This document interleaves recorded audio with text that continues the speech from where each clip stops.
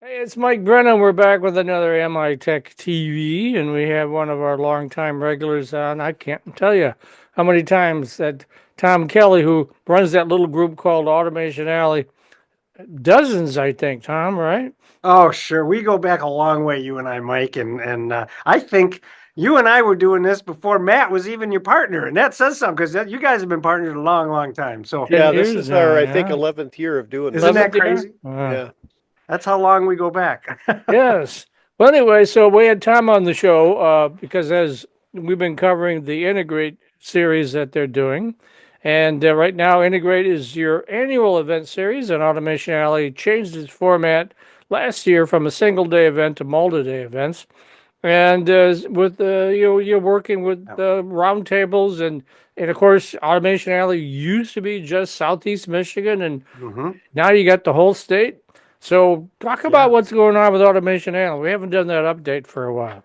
Well, yeah, and I want to talk a little bit about Integrate too on like why we changed the format. But Automation Alley, Mike, like we just were talking way back when we started together. When I took over at Automation Alley in 2016, we had 350 manufacturers were members. We had about 700 total manufacturers, and almost all of them were within Oakland County. Today, we have over 3,600 manufacturing members, all within the state of Michigan. So 10x the size of what we were. We have over 4,000 members when you add our academic partners like Lawrence Tech and all our other great academics and our tech companies and our government agencies and that kind of thing. So we've just grown by leaps and bounds. And it's because we put our flag in the ground and said, we're going to be Michigan's Industry 4.0 Knowledge Center, not to the exclusion of others, but by the very fact that you guys all have knowledge, bring it and we'll reassemble it and push it back out to the world so our manufacturers can stay competitive in this rapidly changing environment that we're in. So we've been very proud of what we've been able to accomplish, and we couldn't do that without the help of the MEDC and all our academics. We have. I'm not gonna mention them all. I'm just gonna give you the number. I think we have something like 50 academics around the state that are members of Automation Alley. So it just shows you we're taking what they're doing and we're trying to pull it in and then contextualize it and send it back out to our small so they can actually act on all this information. It's been a great ride, and you guys have helped us get there, and I'm very appreciative of you giving us the mic every now and then, Mike and Matt. Well, you're certainly welcome. It's always interesting when you come on. I did want to ask you, Automation Alley has recently announced its 2025 Integrate Roundtable Series, Mhm. focused on various pressing challenges of Industry 4.0. Can you tell us more about it and what the topics for those meetings will be? Yeah, so Integrate was a one-day show before COVID, and Hmm. then COVID hit, and we tried to bring it back as a one-day show. And when you do a one-day show, we were very successful in this region. We'd have 900. One time, the high watermark was 1,300 participants came to Suburban Place to want to get together, but that's still only 1,300 people, and they all went away and we would wait till next year to assemble everybody to have another conversation. It's like, my God, talk about telephone line. You say something, then you got to wait a year to say something again. So we said, this is nuts. We're not going to do this anymore. We said, we're going to have roundtables where we meet every month, every other month, whatever the case may be. And we're going to pick a topic and we're going to talk about AI. And we're going to invite anybody and everybody that we think has something to say, and we're going to bring them together and we're going to talk about these issues, and we're going to develop playbooks that says, if you're a small manufacturer, here's the things you need to do. If you're in academia, here's the things you need to do. If you're the governor, here's what you need to do. We were so bold as to create a roadmap for government as well as everybody else. And last year was our first year, and we published these playbooks and we made them open for everybody. Didn't need to be a member of Automation Alley to read them. I got to give you guys just some quick stats because you're going to be blown away. Normally, Automation Alley works in thousands of views. Like, hey, we get 1,000 people look at something. We're doing pretty damn well. In aggregate, we did 7 playbooks last year. We had 27 million impressions and over 900,000 people read these playbooks from all over the country. And we had the stats for California had 90,000 people read these playbooks. Not that I want to support California, but I think, what you can glean from that, Michigan only had about 15,000 views. And it all stratified based on sort of how big your manufacturing was in your given communities. But what it told us was there's a huge demand for manufacturing content related to technology. And so we did books on AI, we did books on 3D printing, we did books on cybersecurity, we did books on the ICE to EV transition. So that was last year, and we were so wildly successful. And by the way, remember, back before COVID, we had 1,300 people was our high watermark. Now our high watermark is over 900,000 people. So this year we're doing 5 more playbooks. 7 was a little too heavy a lift for us. So we're doing 5 playbooks. We're going to do artificial intelligence in February. We're going to do cybersecurity in March. We're going to do additive in April.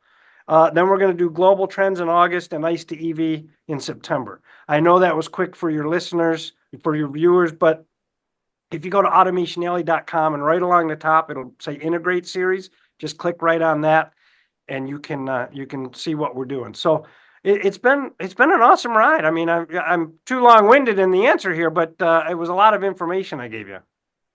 Yeah, and these playbooks, along with you have these roundtables that go with it. Why don't you talk a little bit about that?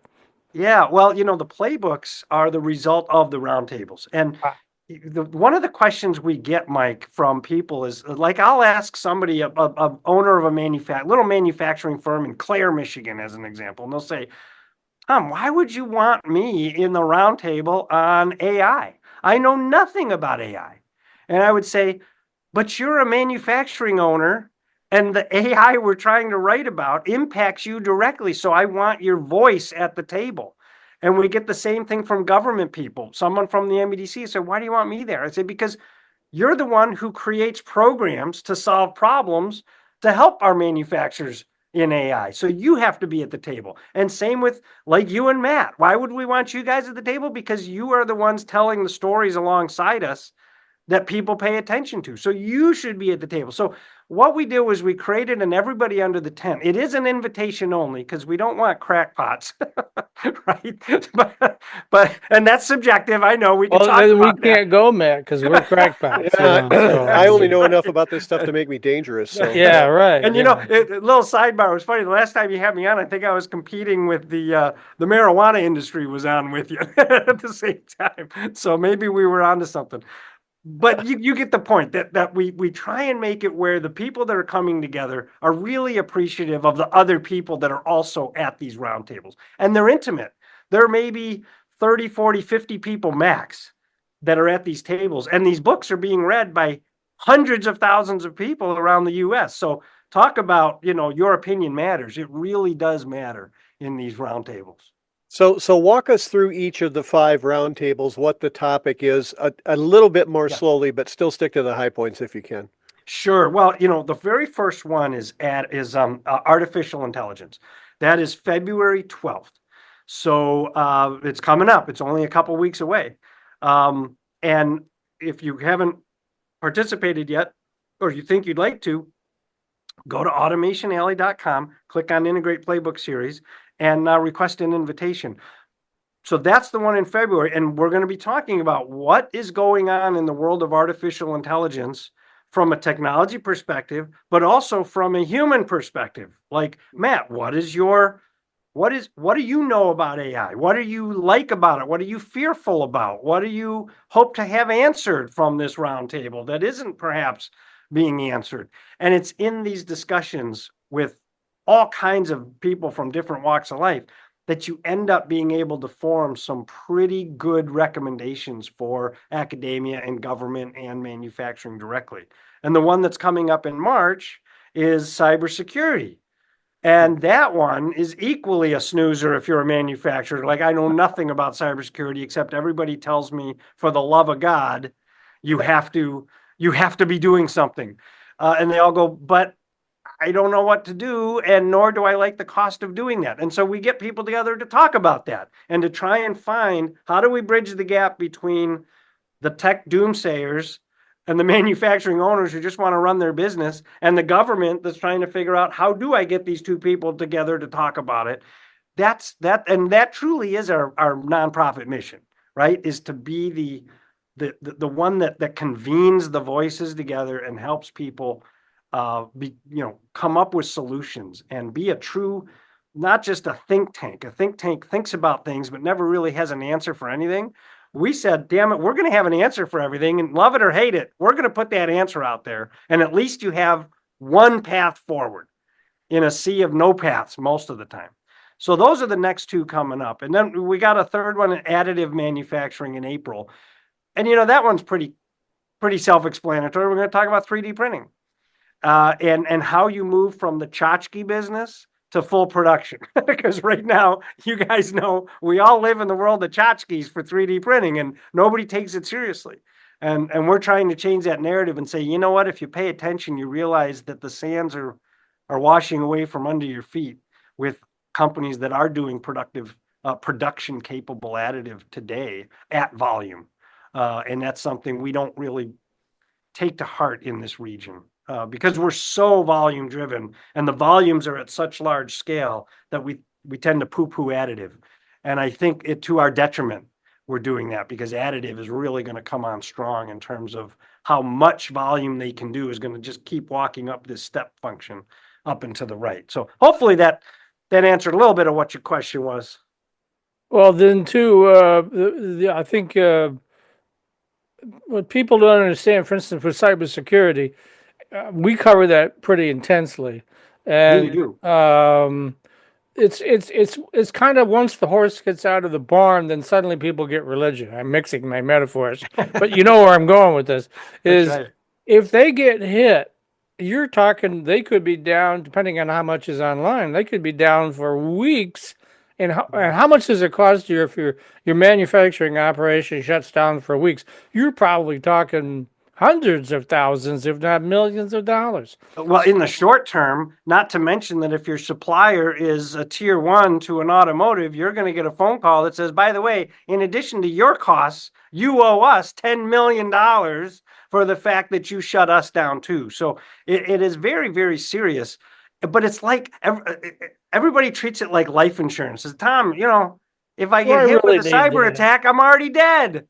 Why do I need to prepare for it? And it's like, but you're making an assumption that all is lost. And that's not really true. With some very simple steps, you can be the house on the street that the burglar goes by because you're just not attractive to them. And that's all we're saying, is you can do very simple things. I'm sure you guys talk about this too, where you don't need to be afraid of cybersecurity, but you can't be ignorant either. Matt? Okay. So tell us a little bit about these spring and fall mixer events as well. Yeah, so one of the big complaints that we heard, almost all positive for Integr8, like we said, we got people meeting on a regular cadence rather than one day a year. But one of the complaints we heard was, yeah, it's great, you get us around these roundtables, it's all think tank stuff, but we don't get enough time to actually just mingle amongst ourselves. And that's part of the joy of getting together, is that we get to see other people that maybe we never get a chance to see, especially when you're mixing manufacturing with government, with academia, with tech companies. That rarely happens where you get them all together. Everybody tends to compartmentalize. So we're doing two mixers. We're doing one in the spring, which is May 8th, and we're doing one in October. I don't have the exact October date, but that's far enough out we can figure it out. And those are exactly what they are. It's taking all the people that have participated or will participate in Integr8 and pulling them together into a great big mixer with hundreds of people. And it's not a convention, it's not a show, it's not a symposium, it's just, come on together, guys, and let's have a beer and let's just enjoy each other's company, knowing that we're all on a round table somewhere. So they're new to us this year, so we're hoping they go well. I think when you serve food and beer, it's got to go well, right? Absolutely. So how can people register to attend all of these events? Yeah, so I'll be redundant because I've said it twice already. Got to go to automationalley.com, and then at the site there'll be a little link along the top that says Integr8, and you just click on that, and we'll take care of the rest. All you got to do is go to automationalley.com.